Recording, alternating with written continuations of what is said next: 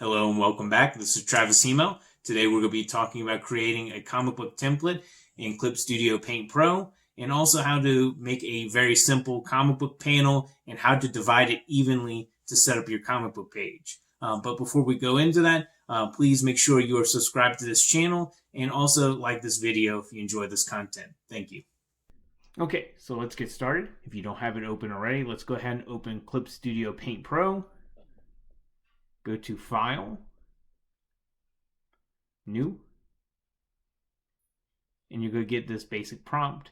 Now, it might look a little different. Some of you who might be opening it for the first time might see something like this, like illustration or comic setup. But what we want is show all comic settings. So go ahead and click that.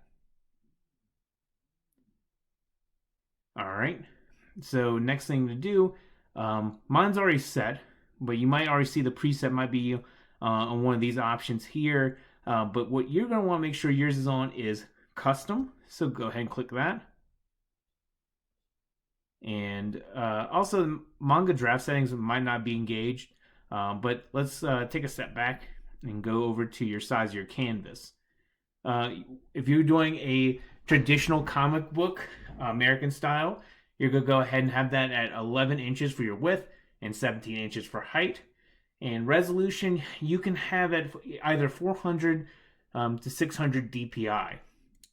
I'm going to put a graphic up about this, but depending how you work, if you're using a lot of stock brushes and pens in Clip Studio, they're going to be anti-aliased, which means if you were going to zoom in on it, like if you did a brush stroke, you would see that there's a bunch of black and gray pixels spread about, and it's going to be a little bit blurrier in terms of the way that looks.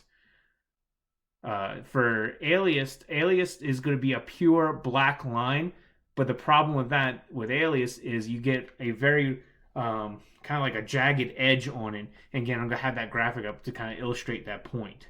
Why you would want something like that if you were just wanting a pure black line and not a kind of feathered black gray line, that's what you would choose. If you're going to work in aliased, make sure you have that 600. I wouldn't go lower than that.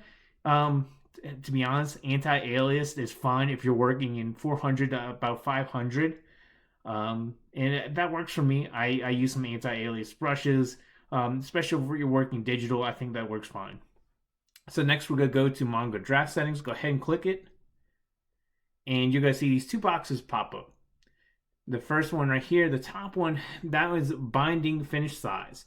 So that one, when we make this template, you're going to see a guide pop up. And the outermost line is going to be your binding finish size. So that's the line that's going to separate the bleed area and the trim area. And that's mostly going to be important when it comes down to the stages of getting this to production. So if we go down here, we have default inner size. That's going to be your safe area. So the two sizes I have here, if you're going to be shrinking this down for production for a typical comic book size, a lot of printers want the finished pages to be at 6.88 inches by 10.44 inches. If that's what you're going to work at, I'd recommend to have your width set at 10.38, which is around 10 3/8 inches and 15 3/4 of an inch. So then we go to our safe area here. You're going to have 9 inches in width, and then you're going to have height of 14. So just a note about the height on here, I wouldn't really mess with the width. If you're trying to maximize the amount of art on your page, I'd say keep it at 14. If you can have it 13.5 to 14, when you start messing with that height, it starts messing with the amount of margin you have at the top and bottom of the page. Certain people like to have some extra room at the bottom, I guess, for numbers or footnotes, something like that. But 14 inches is fine. So we're going to go ahead and click OK. And boom. There's our template right here. You could start making your comic now, what I recommend to do first is draw out some guidelines so you can easily put in your panel borders. So to do that, we're first going to go to View, go to Ruler, and mine's already clicked. If it's not, go ahead and click it, make sure that check mark's there. So much like Photoshop, if you click on the ruler and you drag out, you drag your guide. So we're going to go ahead to the safe area here and drop our guidelines as close as possible. If it's not perfect, don't worry. You can go back and fix it like I will. Okay. And we're going to do the same for the top.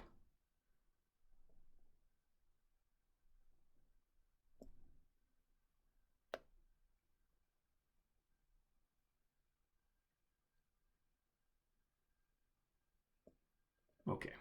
And we're just going to zoom in a little bit. And I have my selection tool, operation tool, I think is what they call it in here.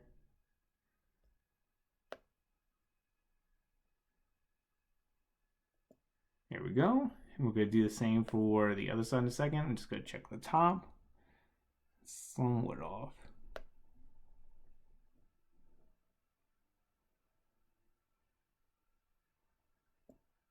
Okay.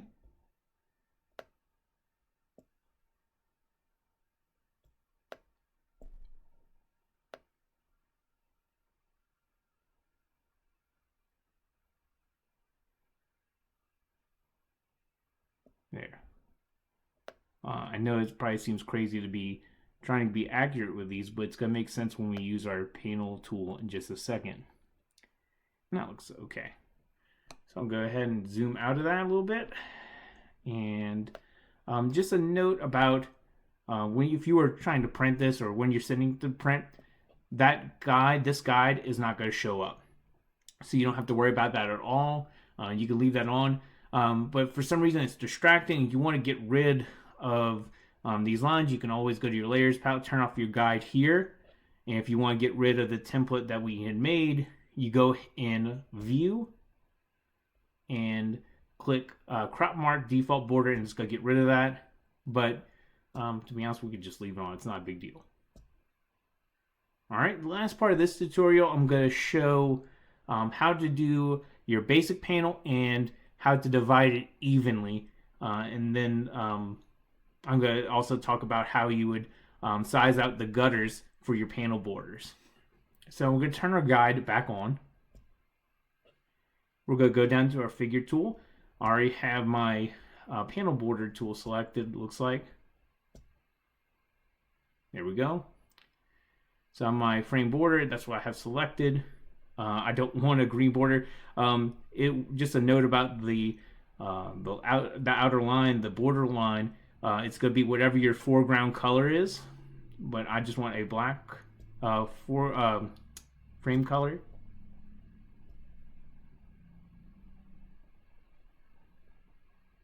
And I have my special, the Snap to Special Ruler icon clicked.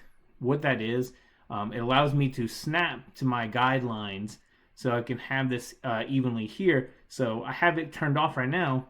And if I didn't, I don't have this kind of accurate, easy snap function that I have with the ruler. So we'll go ahead and turn that on. And I'm going to drag out my frame, and you can see it easily snaps to my guidelines. There you go. There's your panel. Now, when you're ready to go ahead and start dividing it, you go ahead and click your actual frame right here and go to the drop down at top corner right here. Click Ruler Frame, divide frame border equally. Okay. So right here you have number of vertical divisions, number of horizontal divisions. There you go. You can mess with that a little bit depending on what kind of grid format you're looking for. This is kind of set up right now to be like a basic 9 grid, which if you're familiar with the Watchmen comic book, they use a lot of. There you go. So as you can see, I have my gutter here. The gutter, if you were doing this for the first time, your gutter size might be very narrow or non-existent. Mine is already set at 1/4 inch. So if we were going to redo this and you wanted to set your gutter length to what I have, you go into File, Preferences, go to your layer frame portion right here, and go down here to frame border. Just a note about this, it's always going to be in millimeters. You can't change that, unfortunately, or at least I haven't found a way to. But if you were looking for a 1/4 inch size, it's 6.4 millimeters. I wouldn't go any bigger than that. You can definitely go smaller. You can play around with that if you want. But I'm just gonna leave it there, right there, and click OK. And that's really gonna wrap it up for this one. Next video I'm gonna put out, I'm gonna go into detail about doing a little bit more advanced work with frame borders and the frame border tools in terms of how you can divide your panel unequally. I think that's how I would say it. But anyway, thanks for watching this video, guys. Please like and subscribe if you haven't, and see you next time. Thanks.